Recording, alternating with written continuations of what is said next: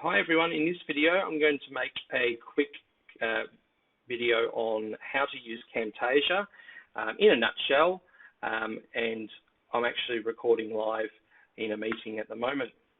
So first of all, when you use Camtasia, once you load it from Software Center, you need to click on New Recording, and then that will bring up a tutorial. There's also, just noticed that there's a number of tutorials here, like the editing basics and working with a canvas. There's all sorts of things. Cambridge can be as easy or as hard as you'd like it to be, but it's particularly easy if you just want to record a lesson in one take.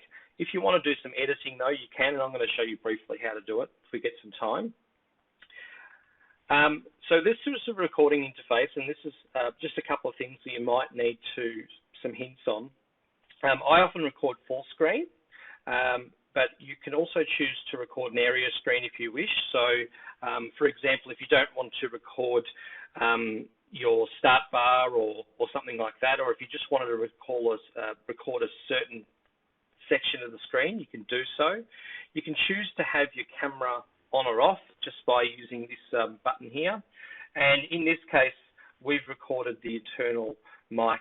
Sam, did you just want to shout out so we can, if we watch the YouTube, we can hear it? Hello. Okay, so hopefully it's be working. And if you can't get some of those other audio sounds, that's because you'll need to use system audio, which basically, if you just click on this little button here and record system audio, then that should all work fine. Once you click record, it'll count down from 3. And what you notice here, and guys, I'll just sort of show you this, is that Camtasia is actually running in the background. You can see it there. Okay, so that's actually been running for 2 minutes and 7 seconds. Now I'm just going to hit Control P, which I'll show you in a moment, and that's actually what I've said again. And of course, Camtasia will minimize in the background. So in actual fact, if I have a look, this is actually running again. All right, but you can just minimize that. There's no need to have it there. All right, so as I have sort of suggested, if you go to Tools before you create the video and go to Options, I've just set up a hotkey of Control and P to start and pause a recording. Okay, so that's basically it. Once your video is finished, Camtasia will load up now, and that's when it can become quite challenging or quite confronting when you first see it. But the main thing is that, so I'll show you guys that live in a second.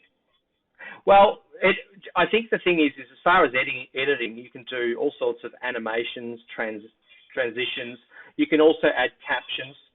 No, not at all. Like, literally, you can. This video will be posted on YouTube within 10 minutes. So there's not For just recording lessons, and if you feel like you need a bit of a break, you can pause it in between, as I've done using Control P. I have just restarted it again now. So once your video is finished, it'll come up here. Now let's just assume you don't have to edit. That's the easy part, because all you have to do is click on the share button in Camtasia. And what I like to always do is I always save it to a local file. So that way, if I wanted to, I could post it to Microsoft Teams. If you've got a classroom, I could also post it to Teams, and then it'll also make it share it on YouTube. Just quickly, this share on YouTube has never really worked for me. I've always just had to log on to YouTube manually. Do you guys have? You'd have a Gmail account, Sam? Okay. Do you have a Gmail account, Nicholas? Okay. So you can when you basically set up YouTube, if you have a Gmail account, because Google owns YouTube, then so Alphabet Google is technically what they're named over there in America, but yeah, so Google own YouTube. So if you've got a Google account, a Gmail account, then you don't have to do anything. You can literally go to YouTube and upload it, which I'll show you in a second. All right, so when I select quality, this is important because if you select 480p, that's quite a low quality. And it'll be easier to actually, it won't take very long to process, but I sort of go somewhere in the middle. I use 720, yeah. 720 is just perfectly for what I want to do it. for. Obviously, the best is 1080p. That's actually the quality of the video, but just make sure that like when you do that, it's going to take longer for the video to actually convert into that form. So the trade-off for me is that I like to use 720p.